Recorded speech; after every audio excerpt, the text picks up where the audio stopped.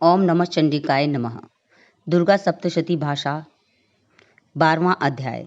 देवी के चरित्रों के पाठ का महात्म्य।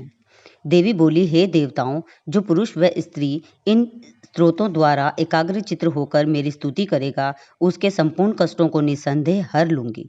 मधु कैटभ के नाश, महिषासुर के वध और शुंभ तथा निशुंभ के वध की जो मनुष्य कथा कहेंगे, मेरे महात्म्य को अष्टमी, चतुर्दशी व नवमी के दिन एकाग्रचित्त से भक्तिपूर्वक सुनेंगे, उनको कभी कोई पाप न रहेगा। पाप से उत्पन्न हुई विपत्ति भी उनको न सताएगी। उनके घर में दरिद्रता न होगी और न उनको प्रियजनों का बिछोह ही होगा। उनको किसी प्रकार का भय न होगा। इसलिए प्रत्येक मनुष्य को भक्तिपूर्वक मेरे इस कल्याणकारक महात्म्य को सदा पढ़ना और सुनना चाहिए। मेरा यह महात्म्य महामारी के उत्पन्न हुए संपूर्ण उपद्रवों को एवं 3 प्रकार के उत्पातों को शांत कर देता है। जिस घर व मंदिर में या जिस स्थान पर मेरा यह स्तोत्र विधि पूर्वक पढ़ा जाता है, उस स्थान का मैं कभी भी त्याग नहीं करती और वहाँ सदा ही मेरा निवास रहता है। बलिदान, पूजा, होम तथा महोत्सव में मेरा यह चरित्र उच्चारण करना तथा सुनना चाहिए। ऐसा हवन या पूजन मनुष्य चाहे जानकर या बिना जाने करे, मैं उसे तुरंत ग्रहण कर लेती हूँ। और शरद काल में प्रत्येक वर्ष जो महापूजा की जाती है, उनमें मनुष्य भक्तिपूर्वक मेरा यह महात्म्य सुनकर सब विपत्तियों से छूट जाता है और धन, धान्य तथा पुत्र पुत्रादि से संपन्न हो जाता है। और मेरे इस महात्म्य व कथाओं इत्यादि को सुनकर मनुष्य युद्ध में निर्भय हो जाता है और महात्म्य के श्रवण करने वालों के शत्रु नाश हो जाते हैं तथा कल्याण की प्राप्ति होती है और उनका कुल आनंदित हो जाता है। सब कष्ट शांत हो जाते हैं तथा भयंकर स्वप्न दिखाई देना तथा घरेलू दुख इत्यादि सब मिट जाते हैं। बाल ग्रहों में ग्रसित बालकों के लिए यह मेरा महात्म्य परम शांति का देना वाला है। मनुष्यों में फूट पड़ने पर यह भली भांति मित्रता करवाने वाला है। मेरा यह महात्म्य मनुष्यों को मेरी जैसी सामर्थ्य की प्राप्ति करवाने वाला है। पशु, पुष्प, अर्घ्य, धूप, गंध, दीपक इत्यादि सामग्रियों द्वारा पूजन करने से, ब्राह्मण को भोजन करा के, हवन करके, प्रतिदिन अभिषेक करके, नाना प्रकार के भोगों को अर्पण करके और प्रत्येक वर्ष दान इत्यादि करके जो मेरी आराधना की जाती है और उसमें मैं जैसी प्रसन्न हो जाती हूँ, वैसी ही प्रसन्न मैं इस चरित्र के सुनने से हो जाती हूँ।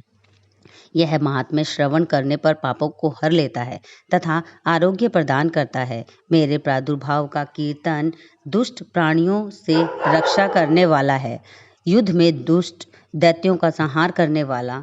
इसके सुनने से मनुष्य को शत्रुओं का भय नहीं रहता। हे देवताओं, तुमने जो स्तुति की है अथवा ब्रह्मा जी ने जो मेरी स्तुति की है, वह मनुष्यों को कल्याणमयी विधि प्रदान करने वाली है। वन में, सूने मार्ग में अथवा दावानल में घिर जाने पर, वन में चारों ओर से घिरा हुआ या शत्रुओं द्वारा पकड़ा हुआ, जंगल में सिंहों से, बाघों से या जंगली हाथियों द्वारा पीछा किया हुआ, राजा के कूद हो जाने पर, मारे जाने के भय से, समुद्र में नाव के डगमगाने पर, भयंकर युद्ध में फंसा होने पर, किसी भी प्रकार की पीड़ा से पीड़ित, घोर बाधाओं से दुखी हुआ मनुष्य मेरे इस चरित्र को स्मरण करने से संकट से मुक्त हो जाता है।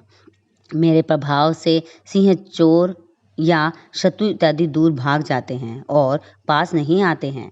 महर्षि ने कहा, प्रचंड पराक्रम वाली भगवती चंडिका यूं कहने के पश्चात सब देवताओं के देखते ही देखते अंतर्ध्यान हो गई और संपूर्ण देवता अपने शत्रुओं के मारे जाने पर पहले की तरह यज्ञ भाग का उपभोग करने लगे और उनको अपने अधिकार फिर से प्राप्त हो गए तथा युद्ध में देवताओं के शत्रुओं शुंभ व निशुंभ के देवी के हाथों मारे जाने पर बाकी बचे हुए राक्षस पाताल को चले गए। हे राजन, इस प्रकार भगवती अंबिका नित्य होती हुई भी बार बार प्रकट होकर इस जगत का पालन करने लगी।